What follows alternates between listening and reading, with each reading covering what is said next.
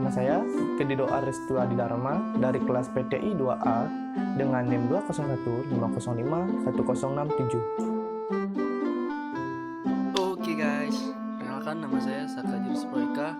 Saya dari kelas PTI 2A dengan NIM 20150511070. Pada slide berikut ini, saya akan menjelaskan tentang pengertian belajar. Belajar merupakan proses manusia untuk mencapai berbagai macam kompetensi, keterampilan, dan juga sikap. Mencapai kepandaian atau ilmu merupakan usaha manusia untuk memenuhi kebutuhannya serta mendapatkan ilmu atau kepandaian yang belum dipunyai sebelumnya. Belajar itu memiliki 3 tujuan, yaitu yang pertama mempelajari keterampilan dan pengetahuan tentang materi-materi pelajaran spesifik dan dapat melakukannya dengan lebih cepat, lebih baik, dan lebih mudah. Yang kedua, mengembangkan konseptual umum mampu belajar, menerapkan konsep yang sama ataupun yang berkaitan dengan bidang-bidang lain. Yang ketiga, mengembangkan kemampuan dan sikap pribadi yang secara mudah dapat digunakan dalam segala tindakan kita. Di sini saya akan menjelaskan tentang syarat-syarat belajar. Ada beberapa syarat dalam proses belajar yang harus dipersiapkan.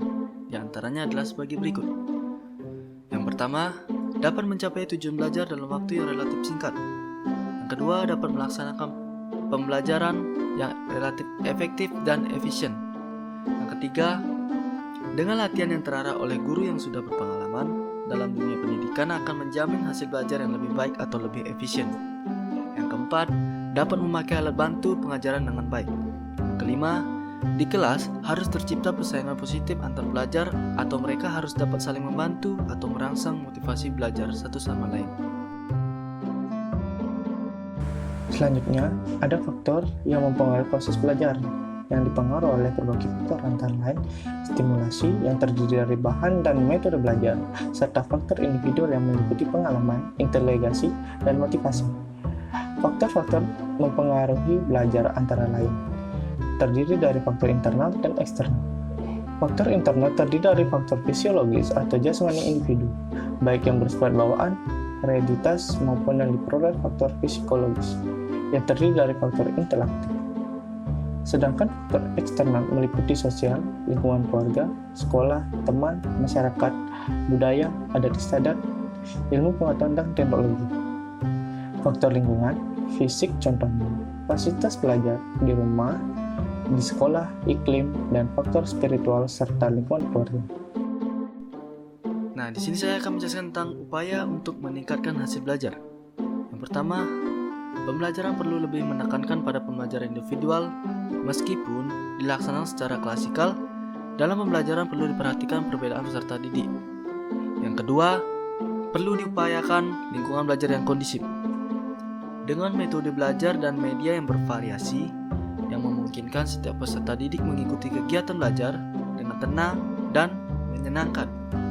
Yang ketiga, dalam pembelajaran perlu diberikan waktu yang cukup, terutama dalam penyelesaian tugas, agar setiap peserta didik dapat mengerjakan tugas belajar dengan baik dan tepat. Nah, sekarang ada prinsip yang dapat mengembangkan hasil belajar. Yang pertama, prinsip motivasi. Prinsip motivasi dimaksudkan untuk merancang daya dorong pribadi murid melakukan sesuatu atau motivasi intrinsik dan motivasi ekstrinsik. Untuk motivasi intrinsik, gairahkanlah perasaan ingin tahu anak, keinginan mencoba, dan hasrat untuk lebih menunjukkan hasil belajar. Prinsip latar atau konteks. Murid akan terangsang mempelajari sesuatu jika mengetahui adanya hubungan langsung pada hal-hal yang sudah diketahui sebelumnya. Di sini guru hendaknya mengetahui apa kira-kira pengetahuan, keterampilan, sikap, dan pengalaman yang sudah dimiliki pada murid. Sehingga dengan pengetahuan latar ini, guru dapat mengembangkan kemampuan dan hasil belajar murid. Nah, yang ketiga ada prinsip sosialisasi. Kegiatan belajar bersama dalam kelompok perlu dikembangkan di kalangan murid karena hasil belajar akan lebih baik. Pengelompokan murid dapat dilakukan dengan pendekatan kemampuan, tempat tinggal, jenis kelamin, dan minat. Setiap kelompok diberi tugas yang berbeda dari sumber yang sama. Prinsip belajar sambil bekerja.